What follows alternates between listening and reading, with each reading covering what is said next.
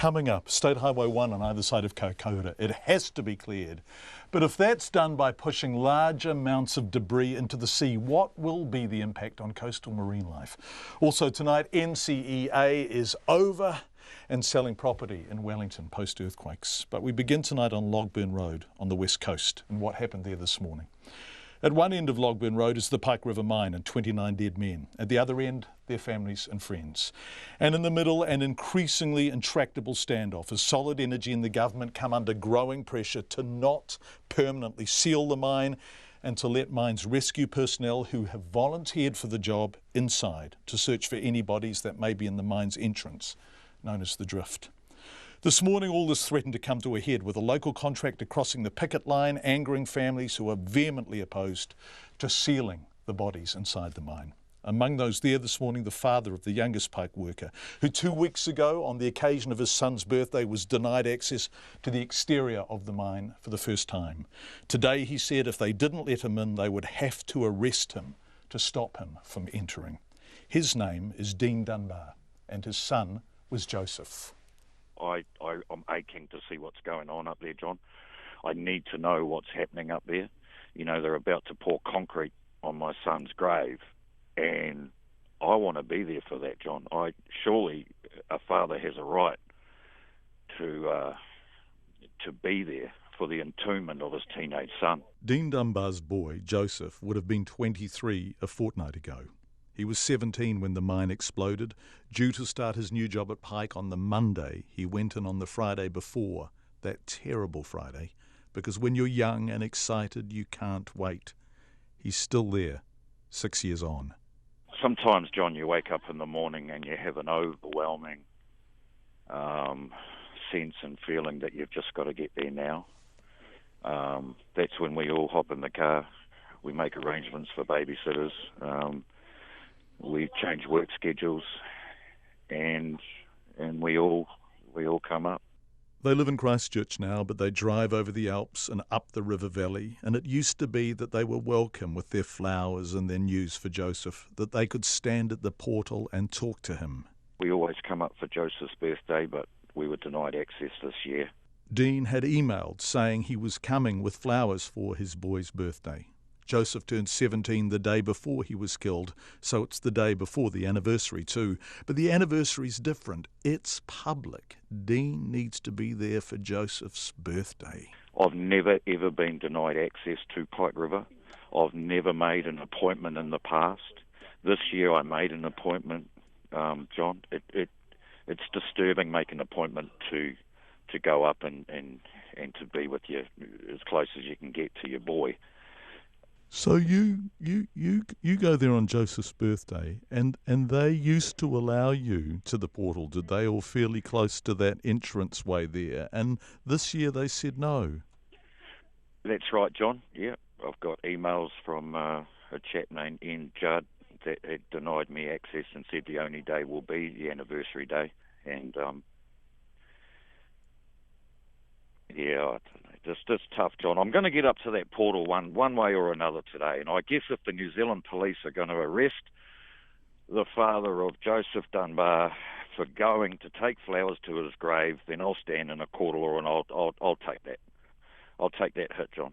If that's what's coming, and this is the way that this country is headed, that we're secretly entombing children in the middle of nowhere and denying access for fathers to be with their children, then, okay, that's going to send a message to the country, and it'll be loud and clear, I'm sure. That was about 6:45 this morning. The first people began arriving at the barrier arm that keeps the mine and the outside worlds apart about an hour earlier. Tommy Daly, Milton Osborne's mate, whose friendship endures with a loving singularity. Yeah, we've got 1, 2, 3, 4. We've got 6 people at the moment, and it's only 6 o'clock. No, that's a good start. And what's the morning like? Beautiful West Coast day today. That was at 6. By 7, the numbers had swollen to 40 or 50. And among those who'd driven inland was Dame Fiona Kidman and her husband Ian, who was sitting at home in Wellington the other night and had one of those moments. I just looked at the picket line and I thought, this is a lonely group, not enough people here. I mean, these people have been coming here for 6 years and talking for 6 years, and I said to Ian, I think we should be down there. People often say that, of course, but this week it felt really important. So we've come. Pike's not an easy place to get to, 40 minutes inland from Greymouth. You cross the big bridge, then turn east away from the sea, past the turn-off to Blackball, with the history it forged so hard, and up beyond where almost any people are. We've just driven through this beautiful bush, through the rivers. The dawn was coming up, and now the mountains in front of me with the mist over it, and all this group of people are here for yet another morning, and it's something that touches you really down in your heart. We're both pretty emotional right now. It's beautiful there, and also because of what happened, it's not. Dean Dunbar hates it now. There's a word he keeps using for it. Oh, it's a nasty place, John. I don't think it will ever be anything but a nasty place. The police arrive, and then a few minutes later the solid energy workers. Then a car from Geotech, a local contractor. And on the West Coast you don't cross a picket line if you're a local. Tommy was there. I mean, everybody was just shaking their heads until they seen the Geotech wagon, and everybody was disgusted. And they just smiled as they went past. In the background, as we spoke, Bernie Monk was addressing everyone, as he's done so very many times. And he's just made the announcement that nobody will be going into the mine. Would you like me to put you on to Bernie? I'd love it. Is that all right? Thanks, Tommy. Bernie, got a minute? Bernie does have a minute. He's had 6 years of minutes, never giving up. It's 8 a.m. now, and a small breakthrough has occurred. Dean's been allowed in. Yeah, Dean and his wife have gone up to place a wreath on behalf of his family and us. We were only allowed 2 people to go up. We asked if we could all go up, but we were refused. Bernie's son is in the mine, Michael. He was 23, a builder, a rep rugby player in the Heartland Championship for the West Coast, and he was saving his money from Pike to go on his OE with his girlfriend Gemma. They can't even go in to visit him now. They're not sure why. If it's safety, that's confusing, because for years they could go in. And if it's become so risky you can't even approach it now, how can there be workers up there all the time? But words from men in suits have stopped meaning much now. In September 2011, this is what the Prime Minister told the families during a private meeting. First thing is, I'm here to give you absolute reassurance we're committed to getting the boys out. And nothing's ever changed on that. So, when people try and tell you we're not, they're playing, I hate to say it, but they're playing with your emotions. That wasn't the emotive flush of those early uncertain days, but 10 months after the explosions. And if anyone at that meeting doubted the strength of the PM's commitment, he made it personal.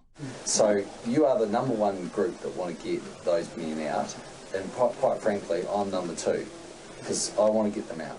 5 and a bit years later, the families do understand that may not happen, but they want to at least try, even if only in the drift, the entrance to the mine.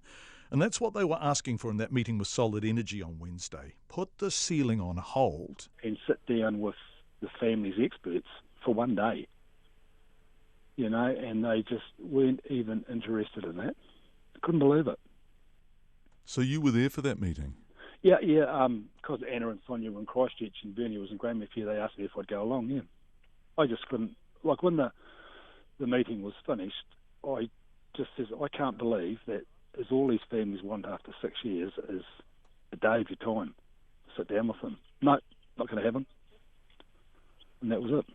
Time passes. The families are well aware that some New Zealanders are bored by Pike, are telling them to get over it, sometimes not even that politely, which is why Fiona Kidman came this morning, a kind of solidarity. I don't think it's a case of get over it. I think it's a case of get on with it.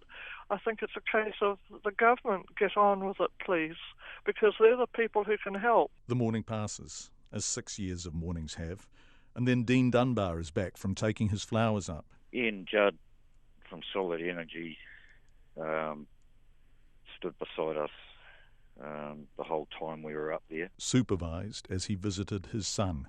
And what was it like to be back there?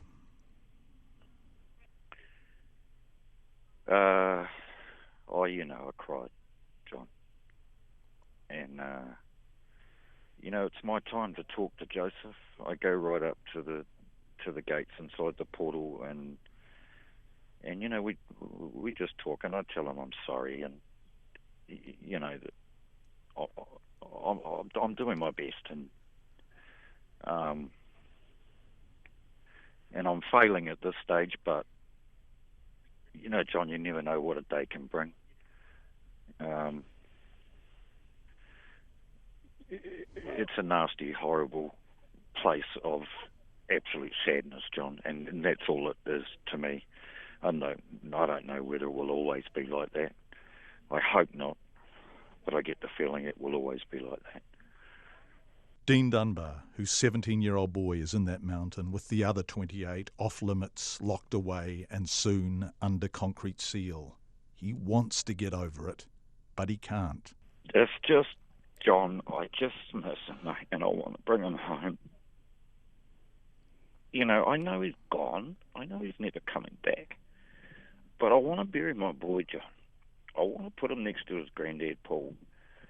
And I want to be able to visit him every day in a nice place with nice surroundings, my way and our way, not their way.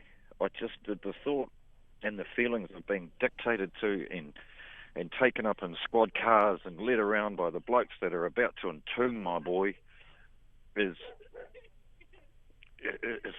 it's hard to bear. It just gets harder and harder. The harder it becomes, the weaker we become, John, and that's just the sad fact of it all, mate. That's Dean Dunbar. Joseph Stad talking to me from as nearest the mine as they're allowed this morning. We asked the Prime Minister to come on the programme this evening and discuss all of this, but he didn't have time. His office does say, however, that they are considering the family's invitation to meet with him or meet with them.